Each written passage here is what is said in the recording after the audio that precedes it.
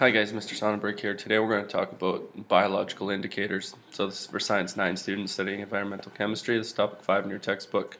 The specific outcome I want you to understand by the end of the screencast is that you can identify things in the environment which can affect the health and numbers of organisms.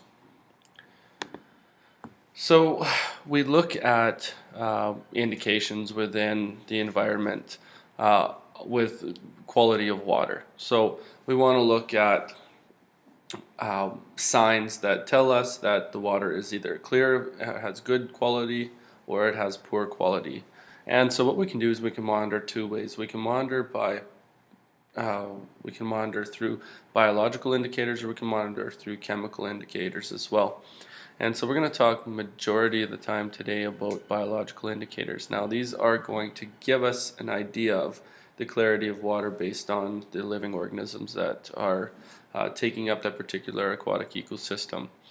So what happens is, we talked earlier about pollution and how anytime it enters the environment it can affect, it causes harm to the environment. So what we see that anytime that pollution actually enters the environment, though, a lot of it really affects water quality. And when we affect water quality, we can affect numerous other living organisms, because water is one of the essential components of health and to life. So different sources of pollution, of water pollution we see. One comes from industrial plants. A lot of times they're pumping out hot water, or they're pumping waste into water sources. It can also cause emissions that are going to produce acid rain precipitation. Logging, mining, dams, urban development, so the construction of buildings and such, in development process, and then agriculture with the use of pesticides and fertilizers and such. So basically what happens is, when we're going to monitor quality, is we take a sample, and we want to see, we can learn a lot of information from that sample, and then we can determine if the water is contaminated or not, or what level the contamination occurs. Because sometimes what we get are these microscopic organisms or bacteria that can cause a lot of our health problems that we see both in animals and humans, and then with plants as well. And as these numbers grow, and typically bacteria can grow very quick, as these numbers grow, then we can control the source, and we can control the pollution, and take the necessary action to rectify the problem, and to break down that pollutant into a less harmful form. So what are biological indicators, or what is a biological indicator? Well, it's a living organism whose state is indicative of conditions in a particular environment. Basically, that's the definition, but really what a biological indicator is it's a living organism that's going to tell us the quality of the water, or the quality of that particular environment. So if there's harm to the environment, if we talk about water quality and there's a lot of pollution in the water, if there's a presence of a certain type of species, then we're going to see, okay, we can tell that, yep, that's poor water quality, because they typically live in water quality that is, maybe below 2 parts per million dissolved oxygen concentration. Or if we look at other species that indicate whether, say trout, indicate clean water and good water quality. Well, we can determine, if we see those species in that sample, then we can determine that water is clean, and we can use that to determine, as an indication through these living organisms, what the water quality is in that particular environment. So one of the best or the biological indicators that we use the best is macroinvertebrates. Now these are visible to the human eye, and they don't have a backbone, these microinvertebrates, and we find that those are the best for utilizing as biological indicators. So aquatic environments are places where microinvertebrates live, depending on the pH level and the amount of dissolved oxygen present. Now remember, when we tested through chemical indicators, we tested pH, and remember that range was kind of that range that I talked about was kind of that for pH was between, I said, 6.5 and 8, and that's where fish and other species typically they thrive. Okay. So if we can keep the pH, remember a pH 4 or below, fish die typically. They can't live. And then pH, and that's typically, right? Because it's too acidic. pH 11 to 14, which is very basic, fish die. Okay. Now, anytime we deviate from that range right here of 6.5 to 8, then we see animals being affected and organisms being affected. So, really, there'll likely be no fish, shrimp, mayfly, stonefly, invertebrates in the water that has a pH below 5. And then we also will look at dissolved oxygen content. The more the dissolved oxygen, the more fish are going to live, right?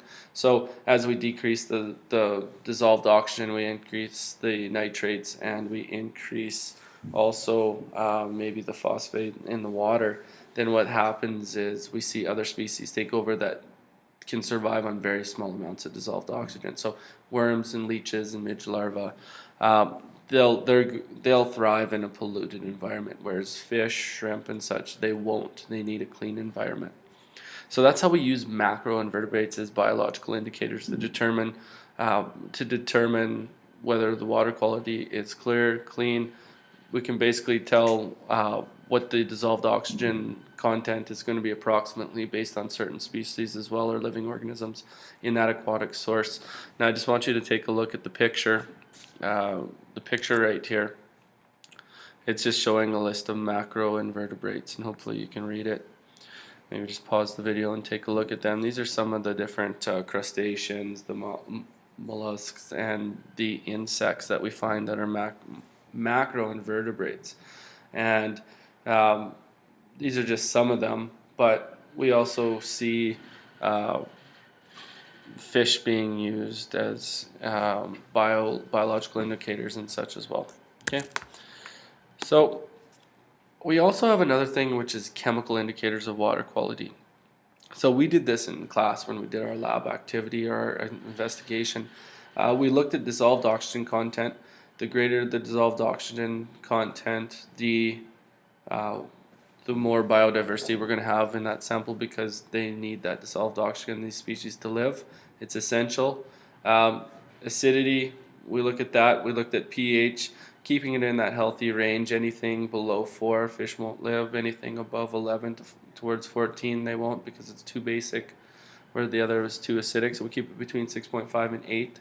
Heavy metals, we want to test for heavy metals. They can nitrogen and phosphorus. If there's high nitrogen and high phosphorus in water, then we know there's low dissolved oxygen.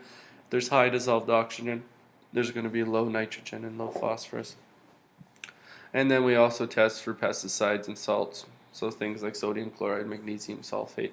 And we also looked at temperature as well, and temperature is important because as the temperature increases, we're going to see less dissolved oxygen. So warm water is going to produce less dissolved oxygen. It's going to hold less dissolved oxygen, and that saturation point is going to be lower. Whereas if we have a lower temperature, what's going to happen is we're going to see the water hold more dissolved oxygen and produce more dissolved oxygen. So colder water, more dissolved oxygen, more biodiversity. Warmer water, less dissolved oxygen, less biodiversity, and we'll start to see certain types of biological indicators. But we can test these things as well through chemical indications tests such as pH, dissolved oxygen, nitrogen, phosphorus tests, and phosphates. Okay, and we can test for these things in the water.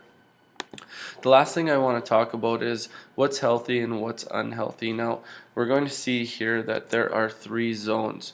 1, we have the clean zone. 2, right here, we have the decomposition zone. 3, we have the septic zone, but I'm going to talk mainly about the recovery zone, and then I'm going to talk about the clean zone again. Okay, so now what happens is we see a lot of biodiversity here. Okay, actually I'll just point a lot of biodiversity right there.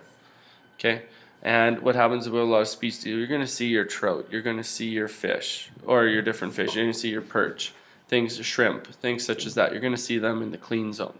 Now what we have is we have a point source okay, of pollution. We can tell exactly where that point source is. Sewage is being dumped into the water. Now what happens is we see less dissolved oxygen. The dissolved oxygen, which was up here prior, is now going to go down. Now with dissolved oxygen content going down, then biodiversity is going to go down as well.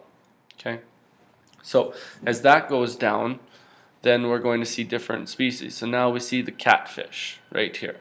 Okay, and that's going to be an indication that there's low dissolved oxygen. Okay, same thing with leeches, they're going to produce or say that there's low dissolved oxygen. Now we see the septic zone, and then this would be the zone where things start to die and decay. Now as things die and decay, especially things like algae, we would look at algae and we would say, well, algae is good because now if we see algae, then it's going to be healthy and there's going to be a lot of trout. But that's not necessarily the case. If we see a lot of algae, yes, they produce oxygen during photosynthesis, but what actually happens is they also, that's during the day, but at night through respiration, what they do is they use up oxygen and they produce carbon dioxide. And when they use up oxygen, that takes out the dissolved oxygen from the water. Then when they die, through that process of decomposition, it takes up a lot of oxygen as well, and that starts taking dissolved oxygen content out of the water. And then we see water quality down, biodiversity change or lowers, and we see a problem. So if we were to see algae on water, would it be necessarily a good thing? Probably no, because of the difference between day and night. Day, yes, photosynthesis producing oxygen. Night, no, respiration producing carbon dioxide, using up the oxygen, and then through death and decay, seeing that decomposition, using up oxygen at that point. And because they grow so quickly, and then we're seeing this decomposition, and we're seeing a lot of oxygen being stripped out of and used up that could be used for other aquatic life forms. So now back to this chart. Right here we start to see the recovery zone. So now we start to see dissolved oxygen contents go back up. They hit an all-time low because all the decomposition, okay, that was occurring in the septic zone. Things are starting to break down, okay, and decay. We're using up that oxygen as well. And now we see an increase after. We also see because the pollution now is farther from the source. Okay, so the pollution's moving down. As we get up to the top, back here, we end up back in the clean zone as we get farther away from the source. We can point out where the source is. It's easy to monitor, but now once we put it in the source, we have to hope that it doesn't disperse, okay, too far. But then eventually, it's going to become dilute, and it's going to mix with water as a solution, and we're going to see that pollution hopefully not get too far, but it's going to decrease as it moves farther away. And then again, we see more dissolved oxygen here in the clean zone at the end. Therefore, we have an increase in biodiversity.